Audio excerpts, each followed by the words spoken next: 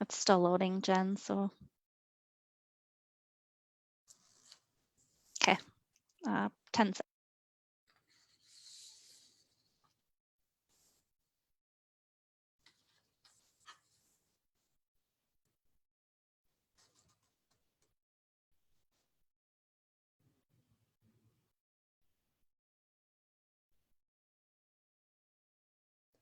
Hello, everyone. Happy Monday. Jen Rombolski here from the La Crosse County Health Department, and I'm glad to be with you today. I hope you had a wonderful weekend and were able to get outside at least on Saturday and parts of Sunday too. It was really delightful outside. So hopefully you were able to get outside and get some fresh air and some sunshine.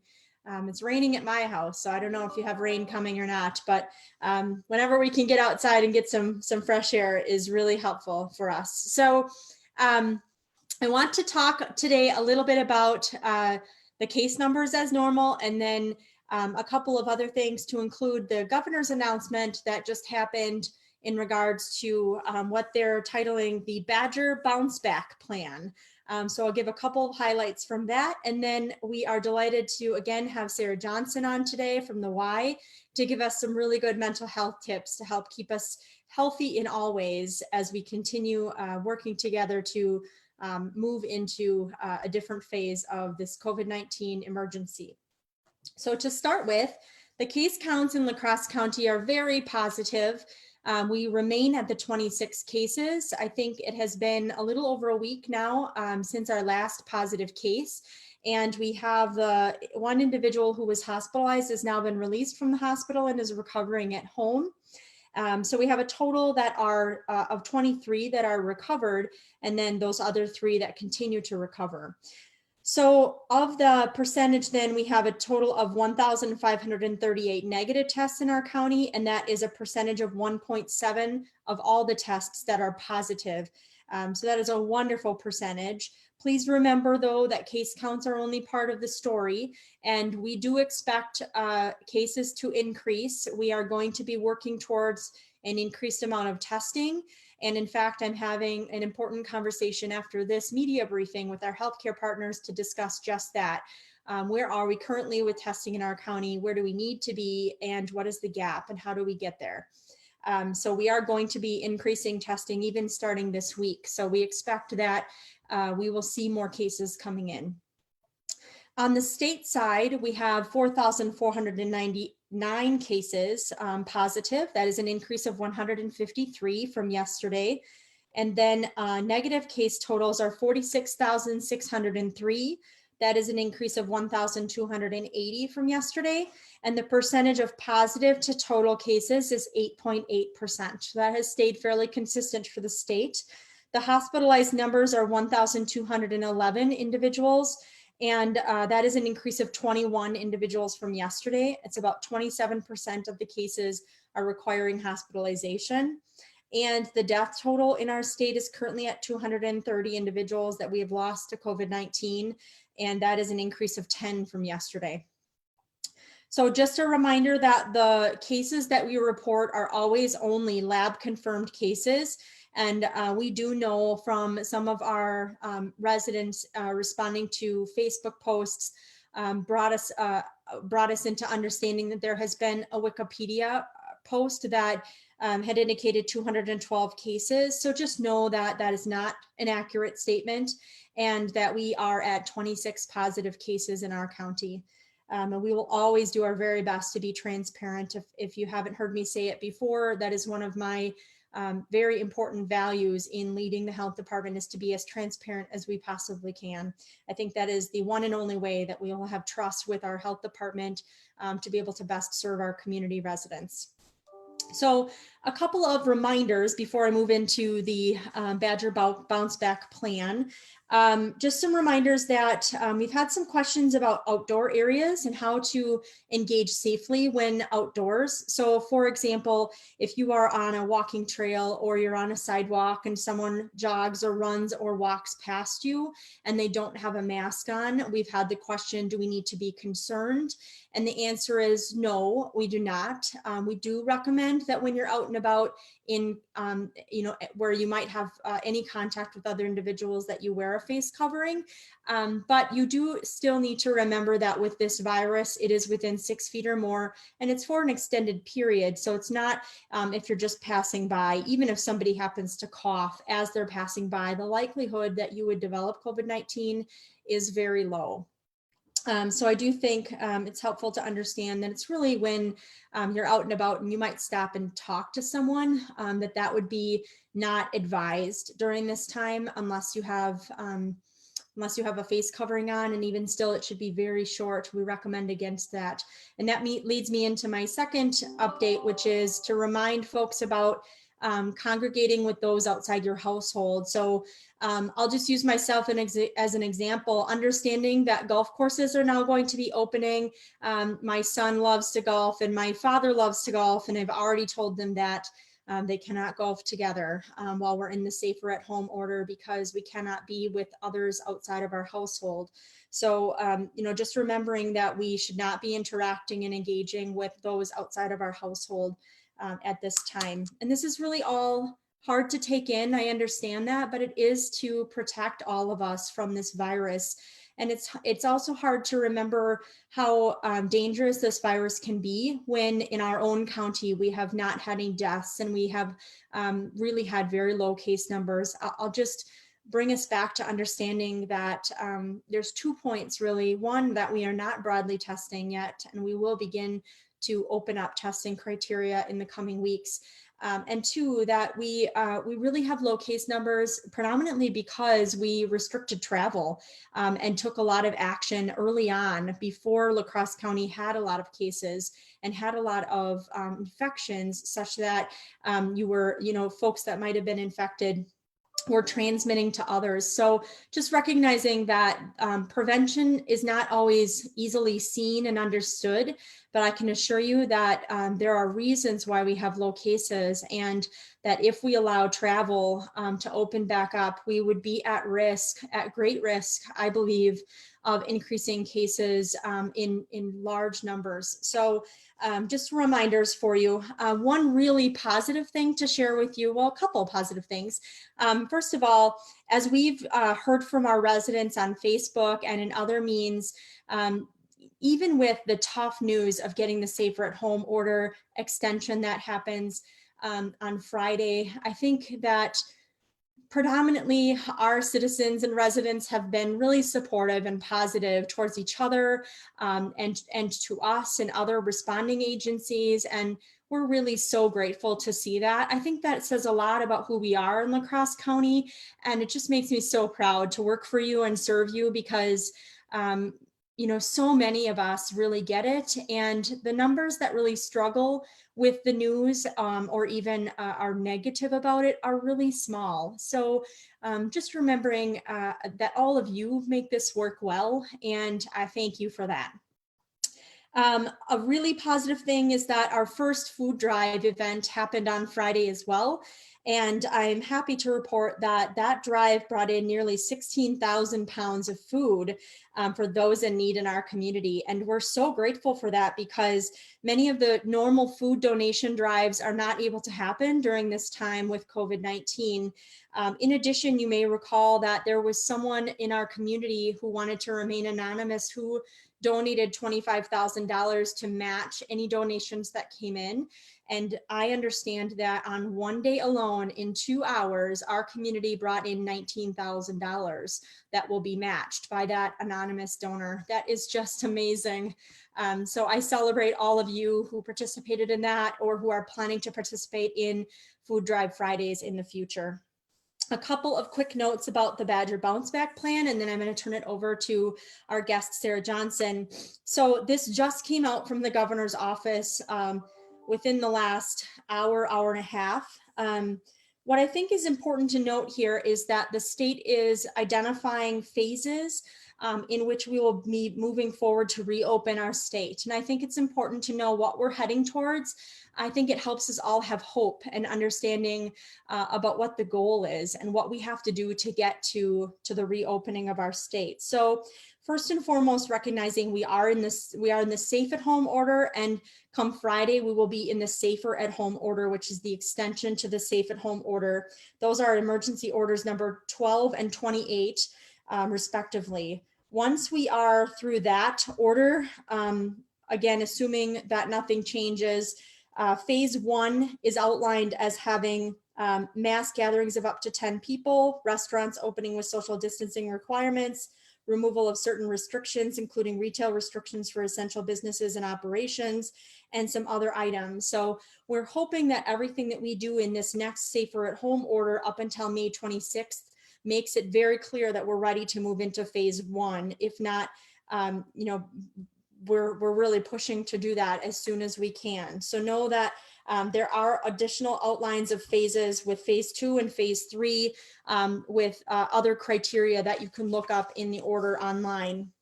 And we will post, I think we already have posted some connections to this on our Facebook page. So then the order goes into progression through the phases and talks specifically about how we will move from one phase to the next. And this is not something that you can designate by dates. This is something that is designated by the components that have to be in place. So they call them core responsibilities, and 1 is testing, 2 is tracing, and the tracing is the contact tracing that we've talked about, that predominantly the health department, but other community partners like healthcare systems and businesses help with that as well. That's to make sure that anyone who's diagnosed or positive lab confirmed for COVID-19, that we recognize and understand anyone who might have been in contact with them, and we follow up with them as well. That's contact tracing. 3rd is tracking. So that's really looking at understanding the spread and using data to understand that. 4th is personal protective equipment, to make sure that we have enough for our healthcare partners and public safety agencies. And 5th is healthcare capacity, so that if at any point we have a wave that results in a lot more individuals needing healthcare services than typical, which we call medical surge, that healthcare systems are prepared and able to handle that surge. So those are the 5 components, and we're going to be heavily focusing in our community on testing. So immediately following this meeting, we're going to have conversations with our healthcare partners about, just as I said before, where are we at right now with tests? Where do we want to be? By when? Who are we going to be testing when we open that up? I want you to hear from me that we don't anticipate opening it up widely to be able to test anyone who wants to test. We're just not going to be able to get there in the next few weeks. We're going to need to be increasing testing, but we're going to need to do it in a careful way. So for example, making sure that we're testing individuals that are in congregate settings, for example, where spread could really happen quickly. That might be long-term care facilities, or it might be other entities, even in like potential outbreak scenarios at businesses, things like that. So we're going to be working on the details, particularly with regards to testing. So I'll stop there for some of the details with regards to the order, but know that all of the details are there, and we will post information as we learn more about it. And at this point, I would like to thank Sarah Johnson for being on with us again today, and just tell you that I myself look forward to all of our mental health and wellness tips that we get from you, Sarah. So it's your turn. Take it away. Thank you, Jen. I appreciate the information, and thanks for allowing me to be here too. Hi, everybody. So for those of you who don't know me, I'm Sarah Johnson, the mental health director for the La Crosse Area Family YMCA. And my role is really to bring information, experience, and skills to you all through my training as both a prevention specialist, somebody doing health promotion, and somebody who has experience as a clinician as an outpatient counselor. So I'm here to help sprinkle some of that information in your brains. Mental health, as I've said before, is simply how we think, how we feel, and how we act. How we think, how we feel, and how we act. In other words, we all have mental health because we're all thinking, we're all feeling, we're all acting and making choices and behaving, doing things all the time. That's what it means to be a human. Certainly, we know that all of our behavior has been changed right now with our current conditions. And the way we act, our behavior, has an impact on how we think and how we feel. And as we think about having this extension with our safe at home orders, that can be something that can be really disappointing and really confusing and really difficult for us to take in. And that's just one of many disappointments that many of us have felt over the last month or so. And so I want to just acknowledge that everybody's disappointed right now. Everyone's frustrated right now. Everyone's to some degree scared or nervous right now. And all of that is really normal and natural given our current crisis. And that necessitates us really, I would say, doubling down, tripling down, quadrupling down on how we are caring for ourselves and how we're caring for others. So on an average day, it's really important that we do all of the things that help us feel good and like the best version of ourselves. And knowing we're not living in an average day right now, we have lots of extra stress. It's going to be that much more important that we take care of ourselves. So I'd like to start sharing with you some skills that can help us in managing some of this uncertainty and some of these big, strong, intense emotions that we might be having as a result of our new circumstances and as a result of some of the changes and challenges that we're experiencing in our everyday lives right now. First of all, I want to think about how important it is to what I call tune in. So notice what's going on inside. How am I feeling? What are my thoughts like? What are the physical sensations that I'm experiencing? To name those experiences, what are the sensations I'm feeling? Is this hunger? If so, what does that mean? It means I need to eat something, right? Is there fear inside? If so, what does that mean? It means I need to do some things to calm my system and determine, am I in a dangerous situation or not? So the naming is really important. And beyond just tuning in and naming how we're feeling, also expressing how we're feeling. So how do we let those feelings out? And how do we share those feelings with other people? I want to share with you a really simple way to think about this, which, spoiler alert, you're maybe already doing this in your day-to-day life, or maybe already have some experience with this. So you might be better at this than you really realize, and you can tune into that skill that you already have. Now, if you haven't done this before, if this is kind of new or kind of uncomfortable to you, that's okay. That's what happens when we try something new. And the good news is the more we practice a skill, the better we get at it. So I call this skill the how are you skill. How are you? So if mental health is how we think, feel, and act, when I ask you genuinely and really want to know, how are you? I'm asking you about your mental health. So the skill here is to genuinely ask someone how they are and then allow them to answer honestly. Now, in the Midwest, oftentimes when people say, how are you? We say things like, good, busy, fine, which is not necessarily an emotion, but B, a reflection of how we're really doing. So I want to share with you my screen. I'm going to show you a graphic here that shows you some emotion words. So you see across, we have fearful, angry, curious, happy, confident, sad, and then we have lots of others going around here to different degrees. I want to role model for you. If you were to ask me how I am, those are some emotions I can choose from, but there's lots and lots of emotions that don't fit on that little graphic. So let me tune in and pretend like you just asked me how I am, and I'm going to believe that you meant it. And I'm going to say, how am I feeling? I am feeling mildly anxious. I'm feeling curious about how we are going to maneuver through this very outstanding time, exceptional time that we're living in. I'm feeling connected to people I love who are texting me and sending me messages and calling me on the phone and FaceTiming me.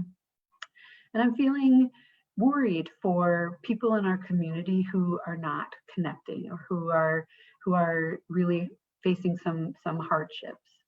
So you notice I'm feeling a lot of things, which is why I am spending more time on the trails. I'm spending time doing yoga in the morning. I'm spending time reaching out and being honest with my friends and my family about how I'm feeling. I'm not sugarcoating it, not worrying about worrying them, because I know that I'm letting them know I may feel some things that are unpleasant right now, like a lot of people, and I'm doing things to help manage that. And I know that if things feel unmanageable, I need to reach out for help, and I can reach out for help, and there's lots of help out there. I am suggesting that that skill of, number one, asking other people how you are and meaning it, and number two, role modeling, identifying your emotions, like tuning in, labeling and naming how you're feeling, and then sharing it with others. Those are skills that you can use around your dinner table tonight. Those are skills you can use across the parking lot when you talk to somebody who's many feet away from you. Those are skills you can even use as you cross someone on the trail. And every time you use those skills, you're strengthening your own resilience, and you're strengthening the resilience of the person you're sharing with. Resilience is our ability to get through difficult times and grow because of those difficult times. So the way we do that is that daily practice of tuning in, naming how we're feeling, sharing and expressing that. I know I only have just a little bit more time, so I just want to share one more thing along with the lines of this skill. So if you were to practice this skill tonight around the dinner table and really mean it, ask each person how you are, I'm going to encourage you to leave room for people to answer how they answer. And so if somebody says fine, you can say, is there more there than just fine, or can you explain what fine means? And if they don't want to answer, that's okay, let it be. And if somebody says, I feel terrible, I feel anxious, I feel scared, I feel pissed, I feel all the things that they feel that are those difficult emotions, instead of trying to argue them into feeling great, which might not be very reasonable, to just allow them to feel how they feel. And saying something like, this is really hard, which is true, this is really hard. Or, can I give you a suggestion? Or do you know what you need to be able to handle how you're feeling right now? And if they are open to a suggestion, a great suggestion to start with is just to take a nice deep breath in and out like this. And that deep breath doesn't fix anything, but it helps us slow down, helps our brain and our body just really get a little more grounded so we can be more thoughtful about how we respond to how we're feeling and the world around us. It doesn't fix anything, but it does help us really bring that level of anxiety down. With every deep breath, it can help us bring it down more. Now, if you are doing all the things right and you are still not feeling like you are able to get through your days, I really want to encourage you to reach out for help. And so for 24-hour help, there are several different options. I'm just going to give you a couple. One is calling 211 simply by picking up your phone and dialing 211. Any time of the day or night, you'll get somebody who is professional and trained to help support you, give you ideas about resources, or help you figure out how to get through a crisis. You can also call the Disaster Distress Hotline at 800-985-5990. One other resource, in case you prefer to text, a 24-hour resource to text would be texting the word help to 741-741. Help to 741-741. I just learned how to send you love, and so I'm doing that. Thank you, Colleen, for teaching me how to send out love.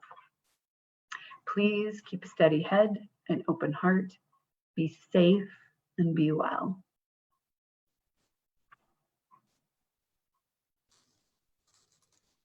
Wow, thank you. Thank you so much, Sarah. I wrote all of that down and I intend to try that tonight at my table. I have every belief that my kids are going to be a lot better at naming their own emotions than I am even. So we'll let you know how that goes. Maybe we can even have a little Facebook challenge about that. So Yeah. skill. I think that is great. We do often hear, how are you? And we say fine. So I think we could be a little bit deeper, especially now, to make sure that those connections that we have and the loved ones that care about us, that we were really getting that encouragement that we need. So thanks, Sarah. Yeah. And Jen, I would say that sometimes, especially as adults, we feel like we can't really share, like we have to fake it for other adults. And a lot of times we feel like we need to fake it for kids. And I'm arguing that we don't need to fake it. I'm not saying share every fear that you have with a child, because that could be overwhelming. But being able to be honest and saying, yeah, this is a scary time, and I feel stressed too, which is why I'm using these coping skills, is really helping teach them how to identify their emotions, and that it's important, and that we are able to use coping skills to manage those emotions. Okay, I'm writing more down. Okay, I got it. All right. Thank you, Sarah, so much. All right, I think that's it for what content we had to share with you. So we'll now open it up for questions.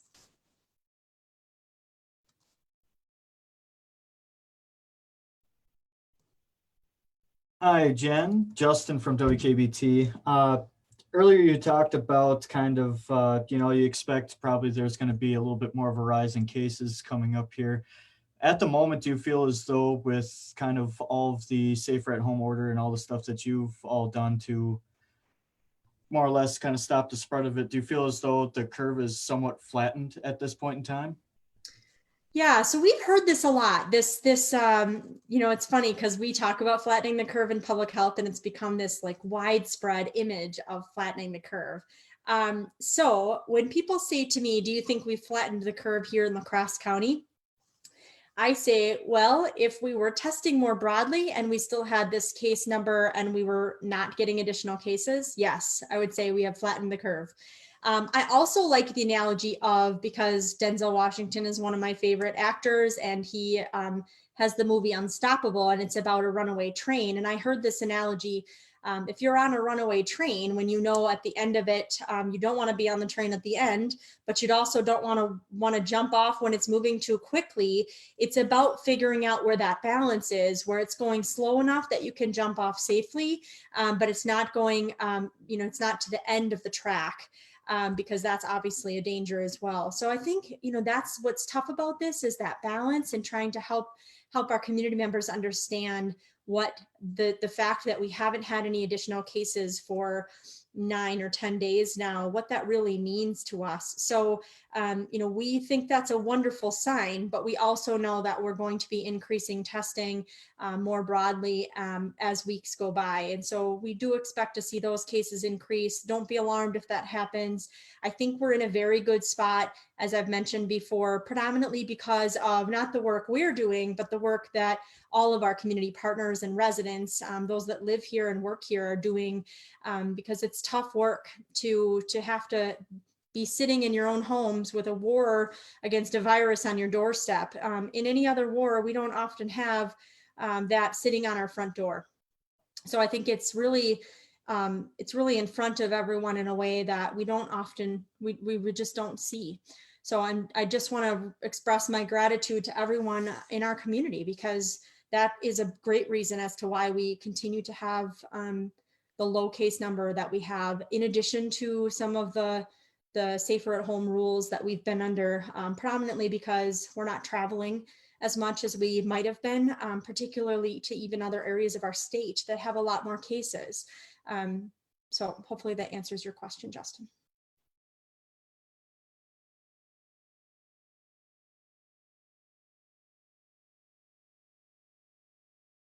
This is Caitlin with Wisdom. We had a listener call in with a question, wondering if there's an update on campgrounds, saying that there's some essential workers who might like to live in campgrounds instead of risking their own individual households. Yeah, thank you, Caitlin, for that question. The question is about an update on campgrounds, and we are currently working on some language to adjust the health order that's in place for the campgrounds. I think it will be well received in the community, and we're just getting the final checks on that. So hopefully you'll hear more from that from us on that topic in the media briefing on Wednesday. So more to come, and I think it will be received well by our community.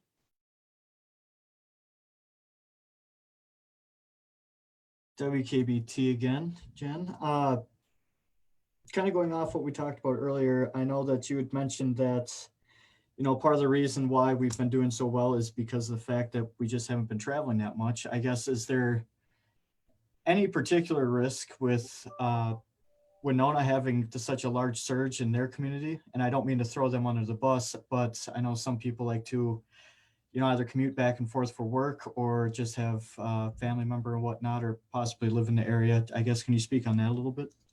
Yeah, so I think looking at the question is really about, you know, what with the surge in cases in other counties around us, like Winona, for example, and, you know, Alameda County is a small county that's had a number of cases.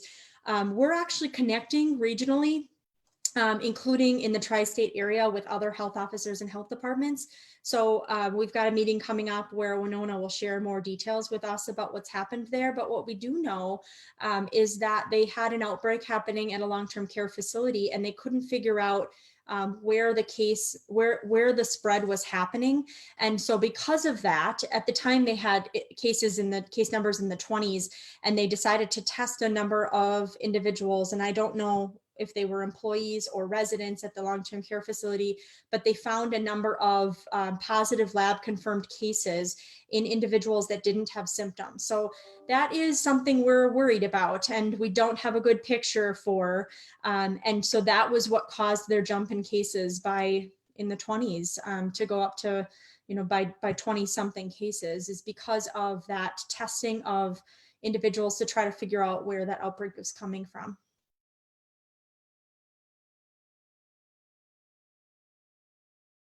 Hi, this is Olivia with the La Crosse Tribune.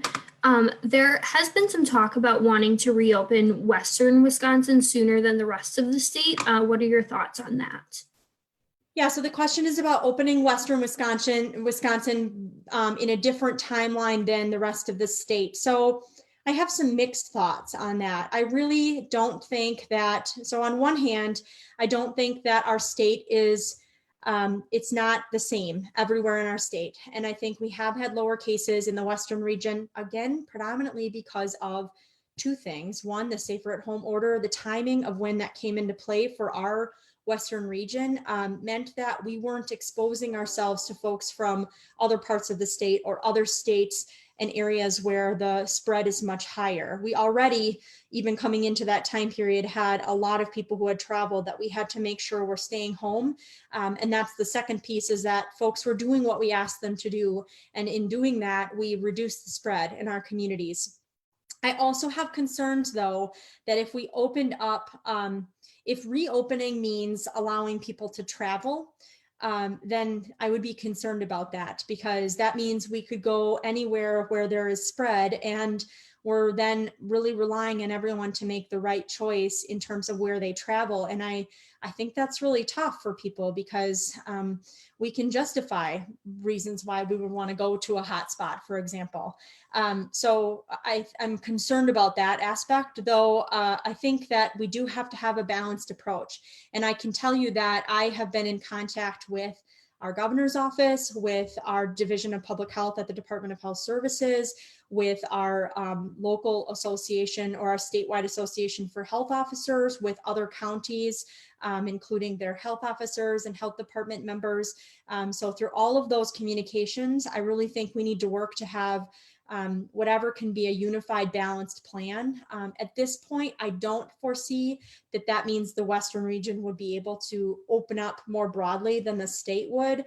But if that does happen, I would just want to make sure that the travel was not part of that, because that concerns me greatly, that we'd be moving very freely, even thinking about, and I've mentioned this before, how closely we are connected with Winona, for example. We have lots of folks who live and work in both communities, might be traveling now because they're part of essential workforces, but many, many more people would be traveling. And we do have cases in our tri-state area that aren't necessarily in the Western region.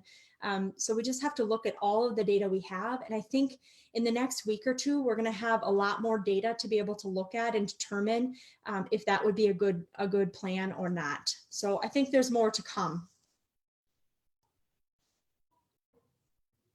WKBT again here. Earlier you brought up some information that was kind of released that might not have been very accurate. Just in case people, look at this kind of information and think, well, this might not seem very great. Where can they go to find resources where they will get the real information and they will get accurate answers to some of their questions? Yeah, thanks, Justin. So the question is really, where is the best place to go for the most up-to-date, accurate information? For La Crosse County, that's really our website, which is lacrossecounty.org/COVID-19, or certainly on our Facebook page. We post our updates every day for case counts and other things. And we have a really strong social media team that is trying to connect with our residents and the questions that they have. For statewide information or national information, you really should be looking at the Department of Health Services website. That department's website has a lot more data on it now than it did even a couple of weeks ago. And it's by county. You can see how many tests have been done that are negative. You can see statewide data and trends. And then also, of course, the CDC website. There are also a couple other websites that we've been sharing on our Facebook page. For example, the Wisconsin Hospitals Association has data about hospitals. So there are a lot of good ones. And I would say start with our local Facebook page, our health department Facebook page, and our website. Awesome. And Sarah, this question is directed at you. Even in some of these times, people are a little bit more reluctant to reach out, especially for help. I know I have a lot of that in my family as well. I guess, what would you say to those people who are reluctant about kind of asking for help, and why they should at this time, especially this time when, a lot of people are going through the same kind of issues. A lot of people are going through a lot of that negative kind of impact on their home life. Justin, that's such a great question. I'm really glad you asked that. I think you're right. A lot of folks are really reluctant to ask for help. And some of that is, in the United States, we really pride ourselves on being independent and being able to pull ourselves up by our bootstraps and do it all by ourselves. And that's not very realistic most of the time, quite honestly, but especially when we're experiencing extra challenges like we are now. So one is really giving yourself permission to do something you haven't done before, or to do something that maybe feels uncomfortable. And knowing that even though it feels uncomfortable to ask for help, it's a really healthy thing to do. And if you think about it, so I know that one of the things that's helping me get through all of this stress is reaching out and helping other people and being able to be a part of something like this briefing, right? To be able to provide information that can be helpful makes me feel good. Now, I know that my friends and my cat like to help too. And so if I know that it helps me and I know that it helps my friends to be able to provide help, then a way I can help my friends is by leaning on them and asking for help when I need it. The same is going to be true for everybody else's friends too. Everybody likes to be helpful, especially to the people they love. Now, there's also additional professional help that I've told you about. Those people do that work because it's meaningful for them to help their community. So you are not putting anyone out by asking for help, whether it's a friend or a neighbor or somebody on a professional hotline or somebody at the county who can help you get connected with resources. It's so important to ask for help, even if it feels uncomfortable. Right, Snazzy? He agrees. I have some more for you all, but earlier you had brought up that 16K pounds of food that the community has kind of rounded up together. I guess, how many families will that go out to help, and what kind of impact will that have on some area families? Justin, that's such a great question. I wish I knew the answer to that question about how many families might be helped by the almost 16,000 pounds of food collected in the food drive on Friday. We'll have to check on that and let you know, because I think the Hunger Task Force would be the better one to ask that question, but we'll find out and let you know.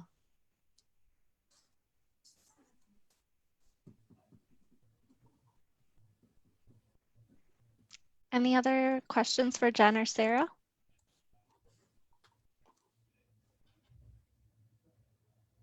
Okay. I got Okay, a, well, I thank you guys so much. Oh, Justin, did you have another one?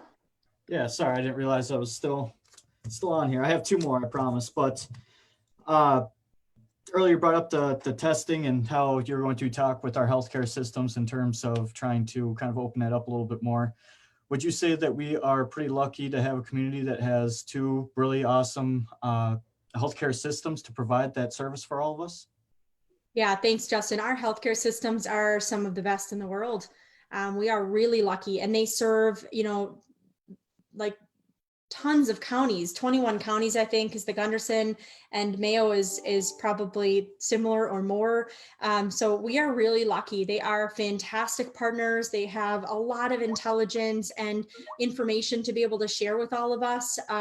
We're really lucky to have those two healthcare systems right here in La Crosse County. And I think that if anybody can solve this issue for La Crosse County, working together between public health and healthcare, and then looping in businesses, we're going to get it done.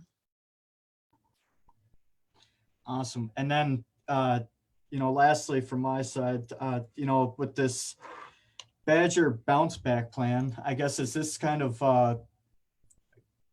more or less kind of a nice positive kind of look at kind of our future and seeing kind of the light at the end of the tunnel, will you, with all these different phases and trying to get businesses back up to at least some sort of normalcy right now?